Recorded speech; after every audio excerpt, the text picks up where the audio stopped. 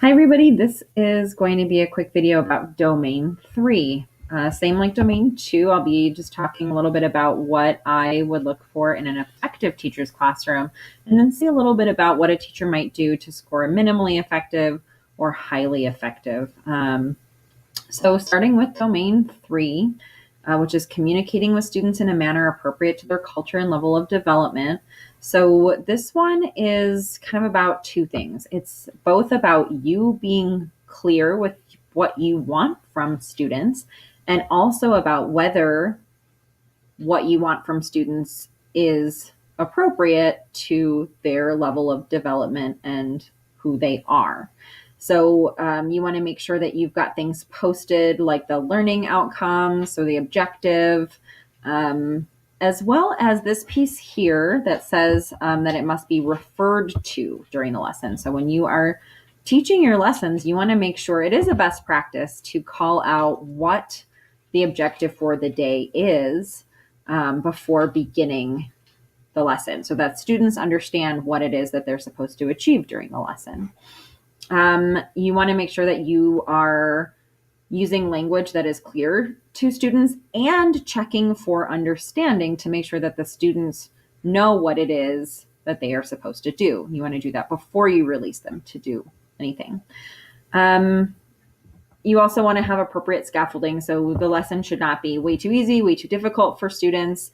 And if it is appropriate, if the observer sees opportunities to connect with students' cultural and linguistic background knowledge, you should try to take those opportunities. Now, there are certain lessons where that's more difficult. And I would say an effective teacher shouldn't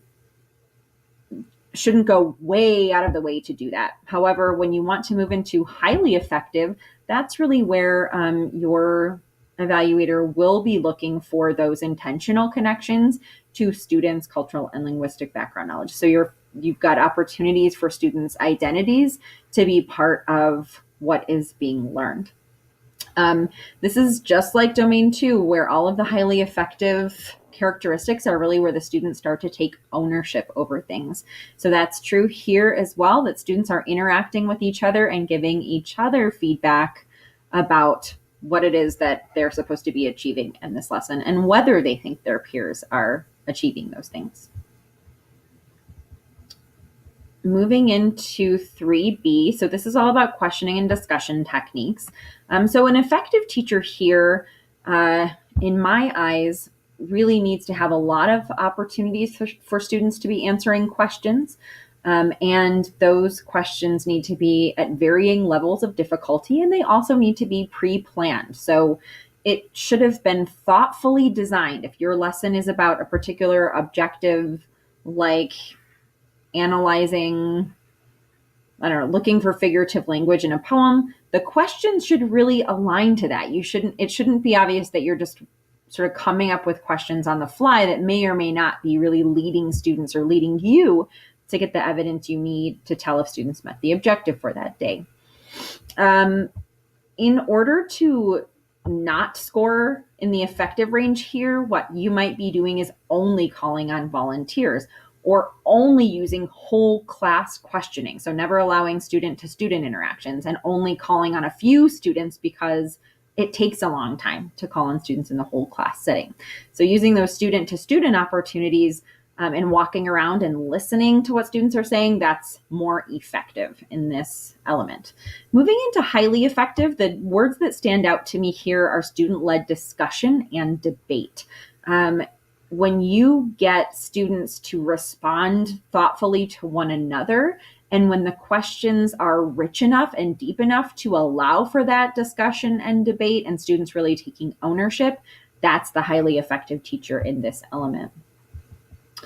3C, engaging students in learning. So this, to me, is mostly about whether the pacing is appropriate for students and whether the structure of the lesson makes sense given what you are trying to teach. So sometimes I've seen lessons that sort of just are random. They don't connect to what happened the day before. There's like a video, then there's some sort of different activity that students are doing, yes, a lot of things are going on, but they're not necessarily connected. So for the effective teacher in this element, you really want to see a connected set of pieces in the lesson that's appropriately paced and scaffolded to build up to that objective or that student learning that you want to be seeing by the end of the lesson. You really want to attend to the amount of teacher talk versus student talk.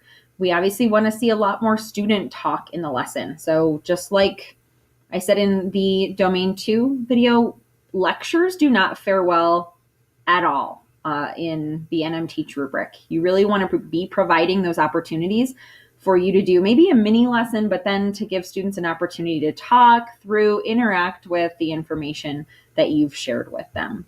Moving into highly effective in this one, we really want to see that students, that there's that reading, writing, speaking, and listening in the lesson, and that there's also sort of multiple means of representation. So we want to see that students are able to maybe take in the learning through text, through a video, through different means, and also show you what they understand through different representations. And really encouraging students to take a lot of ownership over sort of constructing meaning among peers rather than the teacher taking a very active role in being the one who has all the right answers. Students, you're sort of facilitating a lot more than giving knowledge in order to be a highly effective teacher in this category. 3D is about assessment. This one is really straightforward in my mind, that in order to be effective in the assessment category, you have to assess multiple times throughout the lesson. So that can be cold calling. It can be a check for understanding, like having students hold up 2 fingers, if they think option number 2 is the correct answer, that kind of thing. And then you also want to not end class without some sort of a formal closing where you are getting evidence from every single student about whether or not that student mastered the learning objective for that day. If you are just calling on a few students and then the bell rings and students walk out the door, that's where you would not get to effective in this category. And then for highly effective, that's really where students can show that they understand how the evidence that they are providing, the exit ticket, the product, relates to the learning objective, and they can start to self-assess. Did I meet this learning objective today? There's also a piece here about involving students in establishing assessment criteria. So up front at the beginning of the lesson, when you're talking about what the objective is, you can talk with students about what that might look like at the end of the lesson. So students are showing that ownership over their learning. And finally, 3E is about demonstrating flexibility and responsiveness. So every great teacher has a really good plan, but is also changing that plan minute to minute, given the evidence that you're getting from the students who are actually in front of you. So being flexible doesn't mean that you have to just wing it or that your plan wasn't very good. What it does mean is that you're taking that assessment evidence that you got from a check for understanding, or as you're walking around the room while students are doing work in small groups, and you're able to ask questions that are appropriate for what that group of students needs at that time. Or sometimes it might look like you think the class is ready to write a paragraph because you modeled it, you worked together, and then you release them and you see, oh, wow, they're not really ready for this. So you make the call to bring the class back together and do a little more guided example because you saw that students weren't ready. So all of those things would be effective. But when you just kind of let the lesson go without making an adjustment, even though you see it's not going super well, that would be minimally effective. And then when you intentionally design choice into your lesson so that students can choose different options based on their interests, their abilities, and their identities, that's what a highly effective lesson would look like.